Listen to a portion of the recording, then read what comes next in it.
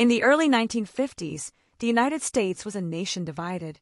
The echoes of the Civil War had long faded, but the scars of racial segregation remained deeply embedded in the fabric of society. In Topeka, Kansas, the struggle for equality was palpable, particularly in the realm of education.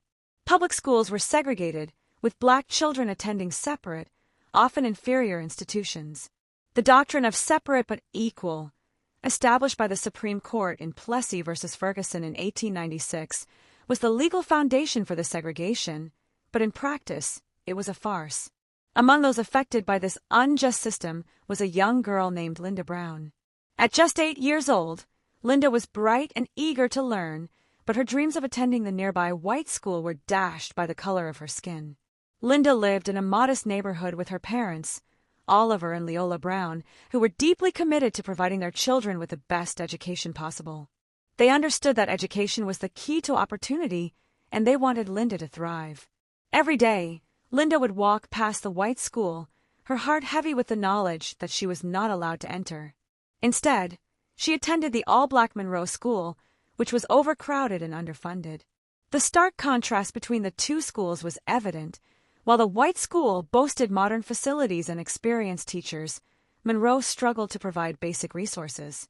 Linda's parents, frustrated by the inequities, began to question the fairness of the system. In the spring of 1951, after much deliberation, Oliver Brown decided to take a stand. He approached the local chapter of the NAACP, National Association for the Advancement of Colored People, to seek assistance in challenging the segregation laws. The NAACP had been actively working to dismantle segregation in schools across the country, and they recognized the importance of Linda's case as a potential catalyst for change. With the support of the NAACP, the Brown family became part of a larger legal strategy aimed at challenging the constitutionality of segregated schools. They were joined by other families in similar situations, all of whom were willing to fight for their children's right to an equal education. The case was named Brown v. Board of Education, and it would soon become a pivotal moment in the struggle for civil rights. As the legal proceedings began, the Brown family faced immense pressure. The community was divided, and many white residents were vehemently opposed to any changes to the status quo. The Brown family received threats and faced hostility from those who believed that segregation was necessary to maintain social order. Despite the fear and uncertainty, they remained resolute in their commitment to justice.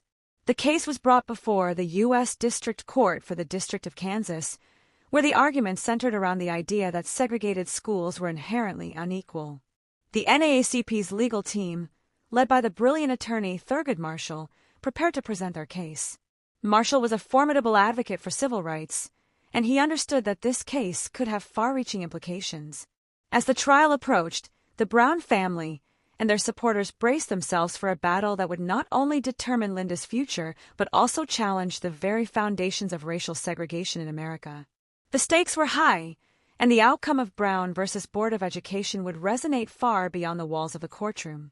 The seeds of injustice had been sown, but the fight for equality was just beginning, and the Brown family was ready to take a stand against the oppressive system that sought to keep them apart.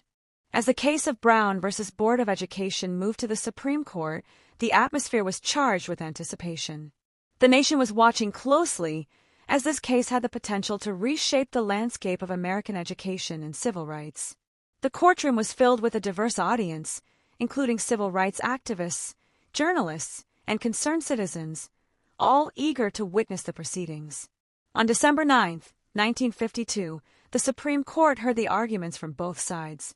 Thurgood Marshall, representing the Brown family, passionately argued that segregation in public schools violated the Equal Protection Clause of the 14th Amendment. He presented compelling evidence, including sociological studies that demonstrated the detrimental effects of segregation on black children's self-esteem and educational outcomes. Marshall's eloquence and conviction resonated deeply as he painted a vivid picture of the psychological harm inflicted by the separate but equal doctrine. In contrast, the defense, representing the Board of Education, clung to the outdated notion that segregation was a necessary social order. They argued that the schools were indeed equal in terms of facilities and resources, despite the glaring disparities. The justices listened intently, but it was clear that the tide was turning against the defense. After the arguments concluded, the justices retreated to deliberate. The weight of their decision loomed large, as they understood the historical significance of their ruling. The deliberation process was intense, with justices grappling with the implications of overturning decades of legal precedent. The nation held its breath, waiting for a sign of which way the court might lean. As the justices prepared to announce their decision, the Brown family and their supporters remained hopeful yet anxious. The courtroom had become a battleground for justice, and the outcome would not only affect Linda Brown but also countless other children across the nation. The stage was set for a monumental ruling that would challenge the very fabric of American society. On May 17, 1954, the Supreme Court delivered its unanimous decision in Brown v. Board of Education. Chief Justice Earl Warren read the opinion, declaring that separate educational facilities are inherently unequal, thus overturning the precedent set by Plessy v. Ferguson. The ruling was a watershed moment in American history, as it not only declared segregation in public schools unconstitutional but also laid the groundwork for the broader civil rights movement. The reaction to the ruling was immediate and polarized. In communities across the country, Black families celebrated the victory, viewing it as a long-awaited affirmation of their rights. Civil rights leaders hailed the decision as a monumental step toward equality. However, many white citizens, particularly in the South, reacted with anger and resistance. Some states vowed to defy the ruling, leading to a wave of protests and the emergence of groups dedicated to maintaining segregation. For the Brown family, the ruling was a bittersweet victory. While they were elated that the court had recognized the injustice of segregation, they understood that the fight was far from over. The ruling mandated that schools be desegregated with all deliberate speed, but the implementation of this decision would prove to be a significant challenge. The Brown family faced backlash from their community, and their lives were forever changed as they became symbols of the struggle for civil rights. The landmark decision, in Brown v. Board of Education, ignited a firestorm of activism and resistance across the nation. The ruling was a beacon of hope for many, but it also revealed the deep-seated divisions within American society. The Brown family, now at the forefront of the civil rights movement, prepared to navigate the turbulent waters ahead, knowing that their fight for justice was just beginning. In the years following the ruling, the struggle for desegregation faced numerous obstacles. Many Southern states employed various tactics to resist the court's decision, including the establishment of freedom of choice plans that allowed white families to avoid integrated schools. The Brown family, along with other activists, continued to advocate for true equality in education, understanding that the ruling was only the first step in a long journey. The Brown decision galvanized the civil rights movement, inspiring a new generation of activists. Organizations like the NAACP, the Southern Christian Leadership Conference, SCLC, and the Student Nonviolent Coordinating Committee, SNCC, emerged, organizing protests, sit-ins, and marches to demand desegregation and equal rights. The Brown family participated in these efforts, sharing their story and advocating for change.